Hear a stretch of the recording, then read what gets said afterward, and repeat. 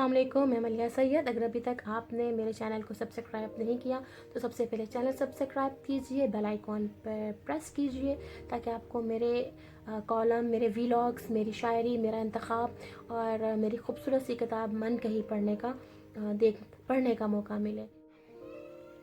बाज़ हमारे इर्द गिर्द कुछ ऐसे वाक़यात हमारे सामने आते हैं और हमारे इल्म के अंदर आते हैं कि उन पर ना बोलना ज़्यादती होगी। बतौर समाजी मौज़ूआत के कॉलमिस्ट के तौर पर मैं ये बात कह सकती हूँ कि जब कोई ऐसा वाक़या मेरे सामने आता है तो वो मेरे पूरे वजूद को, मेरी पूरी रूह को झंझोड़ डालता है। कल परसों हमारे सोसाइटी में एक तदफीन हुई, बच्ची की तदफीन हुई। कोई 18 या 19 साल की बच्ची थी, मगर आईडी कार्ड होल्डर बच्ची थी, यानी 18 से 20 साल के दरमियान में कह सकते हैं। अब बाद में जो स्टोरी सामने आई वो एक इंतहाई दर्दनाक पहलू को उजागर कर रही थी कि बच्ची 5-6 दिन से लापता थी। घर वालों ने की रिपोर्ट नहीं कराई और अपने तय ये यकीन कर बैठे कि वो भाग गई होगी, जबकि वो जिस दिन अपने एजुकेशन से अदारे से बाहर निकली वापस आ रही थी तो वो रोड एक्सीडेंट का शिकार हुई और उसी हादसे में अस्पताल ले जाते हुए उसने दम तोड़ दिया। पास कोई आईडी अलामत ना होने की वजह से हॉस्पिटल वाले या पुलिस जो है वो वालिदैन तक, घर वालों तक रजू ना कर सकी। तो उन्होंने फिर पुलिस ने वाया नादरा बच्ची की एड्रेस वगैरह मालूमात हासिल की और बच्ची तक पहुंचे और यूँ लावारिस करार दे जो लाश पड़ी थी उसे वारिसान मिल गए। यहाँ पर बहुत सारे सवाल, बहुत सारी बातें सर उठाती हैं। अपनी औलाद से लाइल्मी, ये एक ऐसा वाक़या है जो कम से कम मेरे नज़दीक मैं इसको एक आम मामूली या कोई नज़रअंदाज कर देने वाला वाक़या बिल्कुल नहीं कह सकती। ये इंतहाई इंसानियत को, रिश्तों के ऊपर सवाल उठाता हुआ वाक़या था कि वालिदैन ने अपने तय ये फ़ैसला कर लिया, बहन भाइयों ने भी अपने तय ये फ़ैसला कर लिया कि वो किसी के साथ भाग गई होगी। चलो अगर भाग भी गई थी तो कम से कम आप पर वाजिब तो था कि आप एक मरतबा पुलिस में रिपोर्ट दर्ज करवाते, लेकिन नहीं, भाग गई सो भाग गई। यानी 18-19 साल की बच्ची उनके नज़दीक कोई अहमियत ही नहीं रखती, तो वजूद कोई अहमियत ही नहीं रखता था। ये एक इंसानियत को, रिश्तों के ऊपर एक ऐसा के पहलू है और एक ऐसा के वाक़या है जिसने कि मुझे तो बहुत ज़्यादा हैरान की और मुझे उस फैमिली पर गुस्सा भी आया, शर्म भी आई कि यार हम लोग हैं, हम लोग घर से 5-10 मिनट ऊपर हो जाए मुतल्लिका गिवन टाइम से तो हमारे घर वाले परेशान होना शुरू हो जाते हैं, कॉल्स पर कॉल्स। और हम समझ में नहीं आता कि यार फिर घर वालों को कहते हैं कि यार हम बस में थे या ऑटो के ऊपर थे, नहीं कॉल अटेंड कर सके, फ़ोन तोड़ दो जी तुसी, अगर आपने कॉल अटेंड नहीं करना तो आप फ़ोन तोड़ दें। और यहाँ तक हमें डांट पड़ती थी। फिर मेरे भतीजे थोड़ा सा लेट हो जाते थे, बच्चे स्कूल से लेट हो जाते थे तो दादी को वक्त पड़ा हुआ होता था कि हाय अजय तक आए नहीं। तो मुझे नहीं समझ में आई कि हमारे रिश्ते किस नहिज की तरफ जा रहे हैं। बच्ची का जो करैक्टर हमारे इल्म के अंदर आया वो ये था कि बहुत पढ़ाकू किस्म की बच्ची थी। अच्छा, अब जो पढ़ने वाले बच्चे होते हैं उनकी एक अपनी दुनिया होती है। घर वाले समझते हैं कि जी ये छुप छुपा कर कोई पता नहीं कोई गैर मामूली काम, कोई ऐसा काम अंजाम दे रहे हैं जो कि उनकी गैरत के लिए बहुत बड़ा सवाल है। लेकिन अक्सर व बेशतर बच्चे जो होते हैं वो अपनी पढ़ाई में इतने मगन हो जाते हैं कि उन्हें फिर कोई दूसरी चीज़, घर की जिम्मेदारियां भी वो उठाने के लिए मूड के अंदर नहीं होते कि जी हम झाड़ू पोछा करें या हम दीगर कोई इस किस्म का काम करें। मगर यहाँ पर एक पूरा वजूद था, एक बच्ची का पूरा वजूद जिसको कि नज़रअंदाज कर दिया गया और वो 5 दिन लावारिस जो थी वो उस मुर्दा खाने में पड़ी रही। वो मैं उस SHO को दाद दूंगी कि जिसने के इस वाक़े के इसके ऊपर अमल किया और उसने इमीडिएटली फिर जब उसने 3 दिन तक इंतज़ार किया, कोई रिपोर्ट दर्ज नहीं हुई, कुछ नहीं हुआ, तो फिर इन लोगों ने नादरा दफ्तर से रजू करके बच्ची की तस्वीर दिखाकर, उसकी शनाख्ती अलामात दिखाकर जो है इन मालूमात हासिल की, घर तक पहुँचे, उनको हैंड ओवर किया, तो फिर उन्होंने फिर बच्ची की तदफीन की। पेरेंट्स हैं, मैं इनको पेरेंट्स कहूँ, मैं इनको घर वाले कहूँ, मैं इनको क्या कहूँ?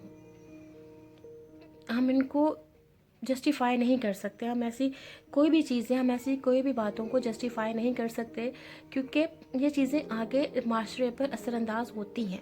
ये छोटे छोटे से वाक़यात होते हैं जो कि माशरे पर असरअंदाज होते हैं और एक मर्तबा तो ये रिश्तों की अफादियत और रिश्तों की अहमियत के हवाले से सवाल उठा देते हैं कि इंसान एक ख़ानदान के अंदर क्यों एग्जिस्ट कर रहा है, क्यों मौजूद है, क्यों अपने वजूद की, अपनी ज़ात की सारी नफ़ी करके वो अपनी फैमिलीज़ के साथ है, वो अपने ख़ानदान के साथ है اور وہ پھر ان کے ساتھ رہنا پسند کرتے ہیں. اور اگر جب خاندان آپ کو اون نہیں کرتا، فیملی آپ کو اون نہیں کرتی، رشتے آپ کو اون نہیں کرتے، پھر آپ کو خود بھی سمجھ میں نہیں آتا کہ یار یہ کیا صورتحال ہے. اب ایک بچی اس دنیا میں نہیں ہے، اللہ تعالیٰ اس کو جو ہے رحمت میں جگہ عطا فرمائے، جو کہ اپنے والدین اور اپنے گھر والوں کی اس کاہلی، اس سستی اور اس نااہلیت کا شکار ہوئی. اور وہیں پر کے اوپر ہم جیسے لوگوں کے لیے بھی سوالات آ جاتے ہیں کہ جب گھر والے توجہ نہیں. اب سوال جو میرے نزدیک اس کالم جو میرے آج کے ویلاگ کا بیسک ایشو ہے وہ یہ ہے کہ بچیاں گھروں سے کیوں بھاگتی ہیں. وہ ہے عدم اعتماد. جب آپ بیٹی کو اعتماد نہیں دیں گے تو وہ آپ کے ساتھ نہیں رہے گی. جب آپ اپنی اولاد کو اعتماد سے دور رکھیں گے، آپ اپنی اولاد کو کسی بھی قسم کی اس کی جو ہے باتوں کے اوپر یقین نہیں کریں گے، اس کی شکایت کو نہیں سنیں گے، بات نہیں کریں گے، تو ڈیفینیٹلی وہ بچی جو ہے وہ پھر آپ کے ساتھ وہ بچی جب ایون بچے بھی، ناٹ اونلی بچی یا بچے بھی بعض اوقات گھریلو ماحول سے اکتا کر، عدم اعتماد سے اکتا کر اپنے گھر والوں کو چھوڑ کر چلے جاتے ہیں. یہ کوئی بہت بڑی بات نہیں ہے. کیونکہ اس میں اس بچے سے زیادہ قصوروار گھر والے ہوتے ہیں کہ جو ان کو قبول نہیں کر پا رہے ہوتے یا کسی وجہ سے ان کو مکمل نظر انداز کر رہے ہوتے ہیں. والدین اگر اولاد پیدا کرتے ہیں، بہتر تربیت کرتے ہیں جو ان پر فرض ہے، کوئی بوجھ نہیں ہے. مگر آج کل میں دیکھ رہی ہوں کہ مائیں جو ہیں ان کا رویہ بچوں سے الگ ہے.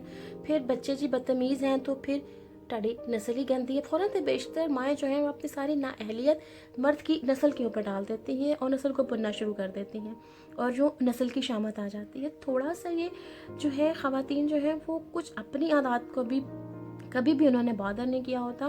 بہت کم ہوتی ہیں کہ جو آ کے سسرال کو کون سا ان کا ایک موٹیو ہوتا ہے، کون سا میری نسل خراب ہو رہی ہے بی یہ جو ہے نا میری نسل، تمہیں ان کی ماں ہو، تم نے انہیں پیدا کیا ہے اور بے شک یہ دوسرے مرد کی نسل ہے تمہارے. اگر تمہیں اتنا ہی شوق ہے تو اپنے باپ بھائی کے ساتھ شادی کر لو، اگر نہیں تم نے دوسرے کی نسل کی حفاظت کرنی. کیوں؟ مجھے نہیں سمجھ میں اس چیز کو بہت زیادہ ہائی فائی بھی اس لیے کروں گی کہ آج کل کے پیرنٹس کی تربیت پر بھی ہمیں سوال اٹھانا چاہیے کہ وہ اپنے بچوں کو دے کیا رہے ہیں. اتنا زیادہ عدم اعتماد کہ وہ مر جائیں تو آپ کو تب پتہ چلے کہ جی وہ مر گیا تھا، وہ تو اپنی طرح بھاگ گیا تھا. تو یہ ایک پرورش، ایک ہمارا جو سماجی نظام ہے اور جو ہمارا فیملی سسٹم ہے اور جس کے اندر پیچیدگیاں ڈیولپ ہو رہی ہیں، یہ پیچیدگیاں جو ہیں یہ رویوں کے باعث ہیں. رویے جتنے اچھے ہوں گے، ہم جتنا اپنے رویوں کو، اپنے رشتوں کو سپیس دیں گے، اتنا ہی معاملات جو ہیں وہ بہتر ہوں گے، سوسائٹی بہتر ہوگی. اگر آپ کے بچے پڑھنا چاہتے ہیں، ان کے پاس موقع ہیں تو انہیں پڑھنے دیں. وہ جس فیلڈ کے اندر جانا چاہتے ہیں اس کو اس کے اندر جانے دیں. اگر ایک بچہ یا بچی آرٹسٹ بننا چاہتا ہے، وہ ڈاکٹر انجینئر نہیں بننا چاہتا، تو اس ایک کے ڈاکٹر انجینئر نہ بننے سے آپ کی شان کوئی کمی نہیں آ جائے گی کہ نہیں اس نے ڈاکٹر یا انجینئر ہی بننا ہے، یا اس نے پائلٹ بننا ہے، فوج میں جانا ہے، پولیس میں جانا ہے، وکیل نہ وکالت میں جانا ہے. اگر کوئی بچہ یا بچی ٹیکنیکل ایجوکیشن یا دیگر معاملات کی طرف، دیگر پروفیشنلز کی طرف جانا چاہتے ہیں اور وہ پروفیشن باعزت پروفیشن ہے، تو میرا نہیں خیال کہ ہم کے والدین کو کسی بھی قسم کی خاندان والوں کی پریشر کی وجہ سے کوئی پابندیاں لگانی چاہیے. مجھے یاد ہے کہ جب میں نے صحافت کے اندر قدم رکھا تو میرے پورے خاندان میں بڑی تکلیف ہو گئی تھی کہ انہیں مرداں دے نال جاب کرے گی، ایس میڈیا دے بھی جائے گی. اچھا، وہ صحافت اور میڈیا کو بہت گٹ مٹ کر دیا جاتا ہے. دیکھیں، میڈیا انڈسٹری جس میں ڈرامہ انڈسٹری شوبز اور ہے اور صحافت اور ہے، لیکن ہمارے ہاں نا اس کو گڈ مٹ کر دیا جاتا ہے، جس وجہ سے جو صحافی اس میں قدم رکھتے ہیں، جو خواتین قدم رکھتے ہیں، انہیں بہت سارے مسائل کا سامنا تو گھر کی دہلیز پار کرتے ہی پیش نہ کرنا پڑتا ہے. آفیسز تک جاتے تو بہت دور کی بات ہے.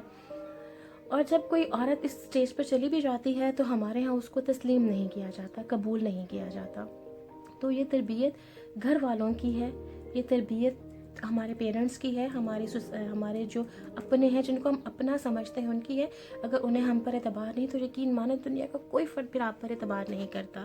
دنیا کا اگر آپ نے اعتبار حاصل کرنا ہے، اگر آپ چاہتے ہیں کہ آپ کی نسل، آپ کے بچوں کو اعتبار ملے، تو سب سے پہلے آپ اعتبار دیں. اور بعض اوقات تو مائیں بھی اپنے بچوں کو اعتبار نہیں دے رہی ہوتی، حالانکہ ماں کو تو ہم کہتے ہیں کہ ماں تو وہ ہستی ہے جس کی وجہ سے बहुत सारी बच्चों के मसाइल हल हो जाते हैं।